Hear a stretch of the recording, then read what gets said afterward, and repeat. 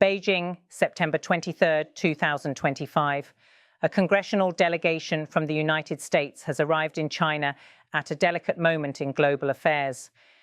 At the center of this mission is Congressman Adam Smith, a senior member of the U.S. House Armed Services Committee. His visit, alongside fellow lawmakers Ro Khanna, Michael Baumgartner and Chrissy Houlihan, and joined by U.S. Ambassador David Perdue, reflects Washington's growing concern over how quickly tensions with Beijing could spiral out of control. Speaking at a press conference inside the U.S. Embassy in Beijing, Smith delivered a warning that was direct and pointed. He spoke of the urgent need for dialogue between the American and Chinese militaries, not just as a courtesy, but as a necessity for survival in an age where technological advances make war faster, more destructive, and potentially easier to trigger by mistake. His words carried the weight of history, echoing past moments when communication between rival powers meant the difference between peace and catastrophe. Smith stressed that the size of China's military alone creates challenges. With a growing blue water navy, cutting-edge aircraft, and an expanding nuclear arsenal, Beijing's forces are encountering their American counterparts more often than ever before. Ships shadow one another in contested waters, fighter jets roar past at close quarters, and surveillance planes probe the boundaries of what each side considers safe. In Smith's words, "We've seen our ships, our planes, their ships, their planes coming entirely too close to one another. We need to have a better conversation about deconflicting those things." This notion of deconfliction is more than diplomatic jargon. It refers to establishing protocols and clear lines of communication to prevent accidental clashes. For decades, the United States has maintained such channels with Russia, especially during the Cold War. Hotlines, back-channel negotiations, and arms control talks often prevented dangerous misunderstandings from escalating into military confrontations. But between Washington and Beijing, these mechanisms remain fragile, inconsistent, and underused. Smith pointed to a growing risk of misunderstanding, warning that each side could easily misinterpret the other's military capabilities or intentions. A Chinese pilot maneuvering aggressively near a U.S. reconnaissance plane may believe he is sending a message of strength, but an American commander, seeing the same maneuver, might view it as an act of provocation that demands a forceful response. In the absence of trust or dialogue, such incidents can ignite a chain reaction of escalation. The congressman also raised concerns about nuclear weapons. By most estimates, China has been expanding its nuclear stockpile faster than any other country. From around 200 warheads just a decade ago, projections now suggest Beijing could possess more than 1,000 by 2030. Smith did not mince words. When you're getting up into the hundreds, close to 1,000 nuclear weapons, it's time to start having a conversation about it to make sure that we understand each other and don't stumble into any sort of conflict. His appeal was not framed as an accusation, but as a recognition of reality. The world cannot afford two nuclear superpowers operating without meaningful dialogue.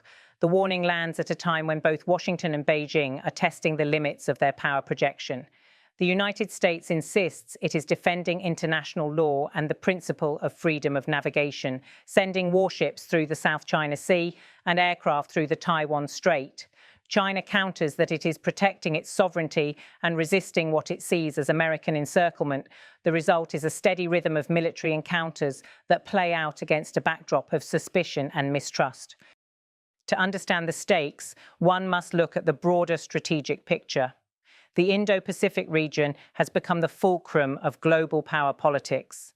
The South China Sea alone is a maritime corridor through which more than 1/3 of global trade passes. Control of these waters means control over trillions of dollars in commerce, energy supplies, and critical supply chains. Taiwan, meanwhile, remains the flashpoint with the highest risk of direct confrontation. For Beijing, reunification with Taiwan is a national priority. For Washington, the defense of Taiwan is a cornerstone of credibility in the region. Both sides see the issue as non-negotiable. Adding to this volatile mix is the revolution in defense technology.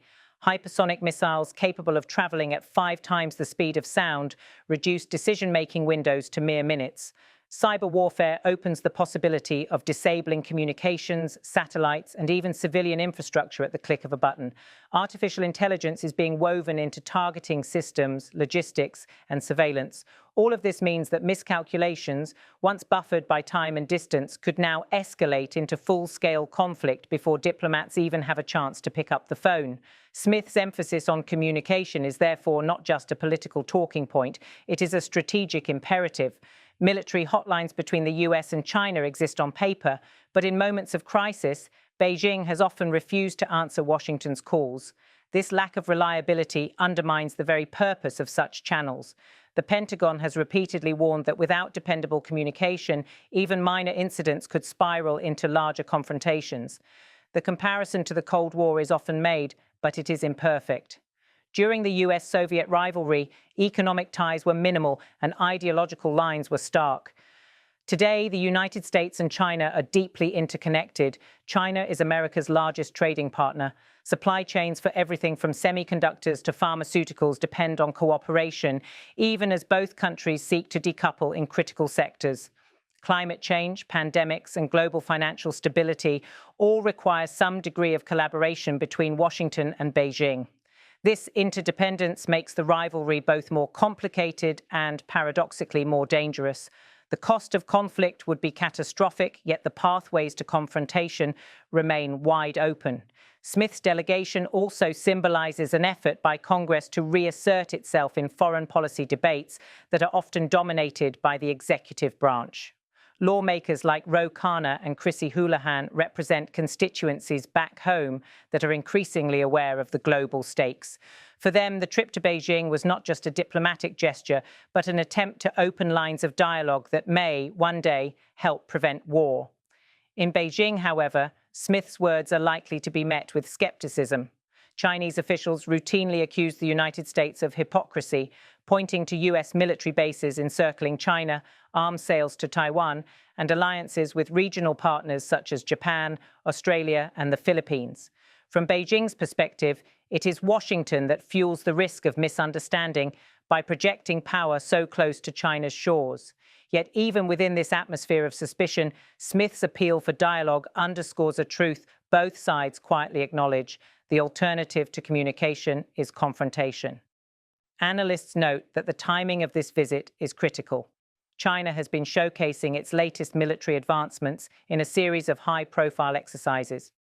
Naval parades, missile tests, and joint drills with partners like Russia send a clear message: Beijing is determined to assert itself as a global military power. The United States, in turn, has been deepening its security partnerships in the Indo-Pacific, reviving alliances and signing new agreements for base access and joint exercises. Each step taken by one side is mirrored by counter-moves from the other, creating a cycle of action and reaction that heightens the risk of an accidental spark. For observers around the world, Smith's warning is a reminder that the most dangerous wars are not always the ones deliberately chosen. History shows us that miscommunication and misinterpretation can be just as deadly. The First World War, for example, erupted not from a carefully planned strategy, but from a chain of missteps and misunderstandings. The Cuban Missile Crisis, often remembered as a confrontation between determined leaders, was also riddled with near misses, misread signals, and moments where the absence of dialogue could have led to disaster. As Smith concluded his remarks, he expressed hope that the US and China could ramp up their dialogue, turning competition into cooperation where possible. He did not pretend that differences could be erased overnight. Instead, his call was for pragmatic communication, enough to ensure that misunderstandings do not drag the world's two largest powers into conflict neither wants. Whether this hope will be realized remains uncertain. Trust is in short supply. Both governments face domestic pressures to project strength, not compromise.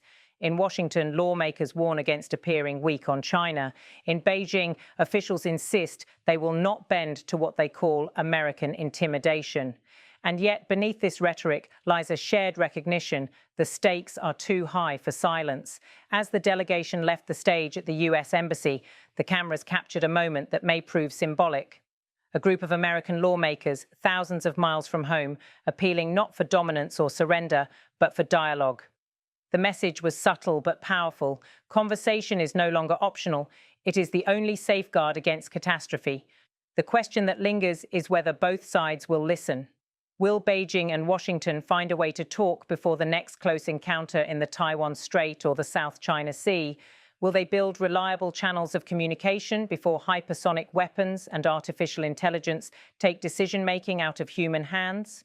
Or will the warnings of Adam Smith and his delegation be remembered only after a crisis has already erupted?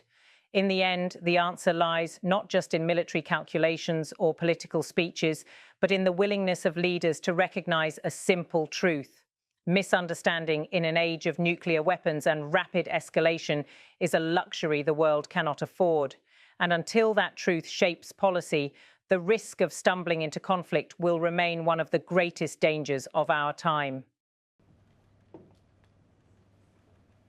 Well, good morning, and thank you for coming out this morning.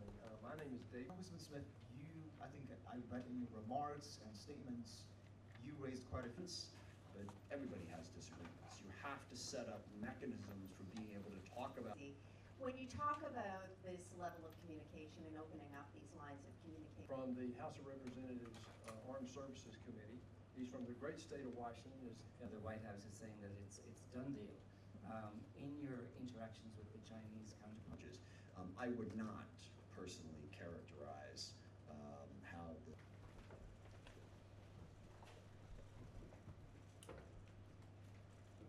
China understands that now they are such a large military, they need to have more conversations with the other large militaries in the world for basic deconfliction. I mean, we've seen this, with our ships, our planes, their ships, their planes coming entirely too close to one another. We need to have a better conversation about deconflicting those things, and also the risk of a misunderstanding of capabilities on one side or the other is great, and I think there needs to be communication about that. Yeah, I think when you're getting up into the hundreds, close to 1,000 on nuclear weapons, it's time to start having a conversation about it to make sure that we understand each other and we don't stumble in to any sort of conflict. So I hope we can ramp up that dialogue so that level of understanding can lead to cooperation.